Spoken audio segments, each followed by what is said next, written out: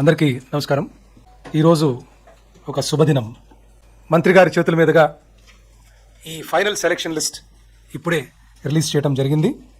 ఈ ఎగ్జామ్కి సంబంధించి చూస్తే మొత్తం 5,77,675 అప్లికేషన్స్ మనకు రావడం జరిగింది. దాంట్లో క్యాండిడేట్స్ అంటే కొంతమంది మోర్ దెన్ వన్ అప్లికేషన్ కూడా పెడతారు కాబట్టి 3,36,300 మనకి క్యాండిడేట్స్ ఉన్నారు. దీనికి 80% కంప్యూటర్ బేస్డ్ టెస్ట్, అలాగే 20% టెట్ మనం ఆల్రెడీ అనౌన్స్ చేసినట్టుగానే ఇది ఫాలో అయ్యాము.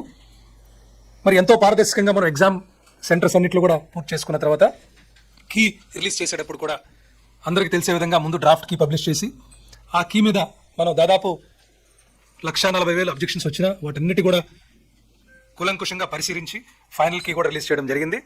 మరి ఈరోజు నేను మీకు తెలియజేస్తుంది ఏంటంటే 16,347 పోస్టులు నోటిఫై చేస్తే ఈరోజు సెలక్షన్ లిస్ట్లో 15,941 పోస్టులకి మనం అపాయింట్మెంట్ లెటర్స్ ఇస్తున్నాము.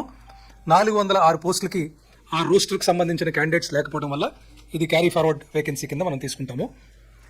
ఈరోజు ఎవరైతే మరి సెలక్షన్ లిస్ట్లో పేర్లు ఉన్నాయో ఈ అభ్యర్థులందరినీ కూడా మనస్ఫూర్తిగా నేను అభినందనలు తెలియజేస్తున్నాను.